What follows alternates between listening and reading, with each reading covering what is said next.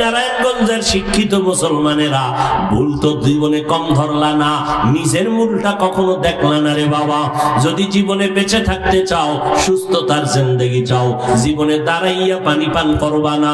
তবে জমজমের সে মাসআলা ভিন্ন। দাঁড়াইয়া পানি পান করলে আমগো হুজুরেরা নিষেধ করছি, গায়ে লাগে না, কানে পানি যায় না।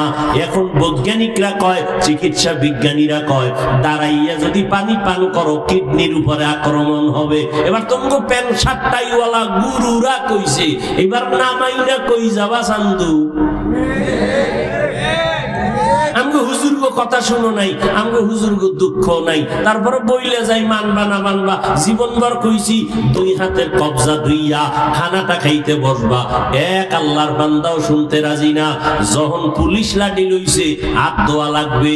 এইবার দেখছেন নি কারবার, খোদা এমন রোগ দিছে, এই রোগে এখন খালি হাত ধোয়, এখনো ধোয়। বিভিন্ন বড় বড় অফিসে গেলে হুজুর একটু ধুইবেন নি।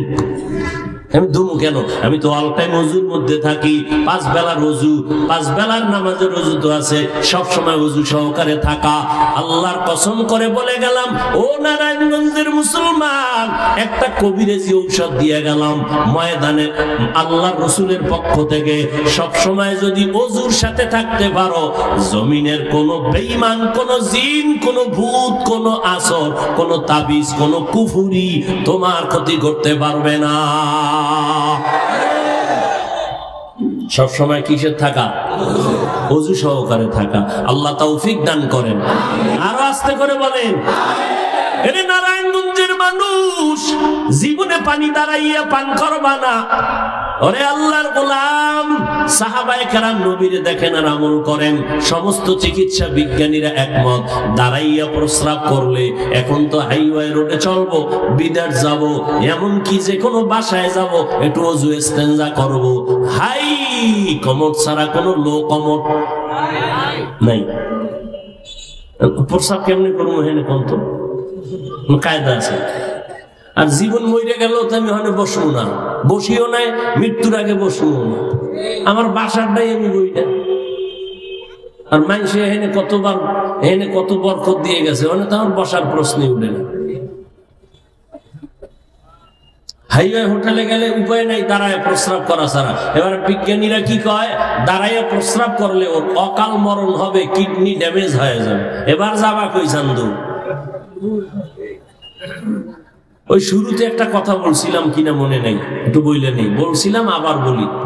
আল্লাহ যদি কপাল ভালো না রাখেন, তো মোহাম্মদ সৃষ্টির শ্রেষ্ঠ নবী বয়ান করলেও কপালে কালেমা আসে না। কে কে? আর মাওলায় যদি কবুল করিয়াই ফেলেন, তাহলে রসুলকে জবাই করতে আসিয়াও কালেমা পড়ে। কে কে?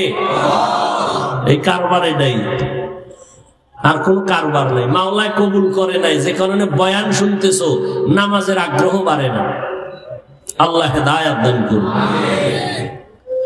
এরে মুসলমান, নবীর আশিক সাহাবায়ে কেরাম নবীকে দেখেন আর অনুসরণ করেন। নবী জুতা পরিয়া নামাজে দাঁড়াইছেন, সাহাবায়ে কেরাম জুতা পরে নামাজে দাঁড়াইছেন। নামাজের মাঝখানে নবী জুতা খুলে ফেলছেন, সাহাবায়ে কেরাম জুতা খুলে ফেলছেন। নামাজের সালামের পরে নবীকা কিও জুতা খুললেন কেন? অনুসরণ, দেখে দেখে অনুসরণ করি। তার আমি তো এমনি জুতা খুলি নাই। কে খুলছেন? নবী।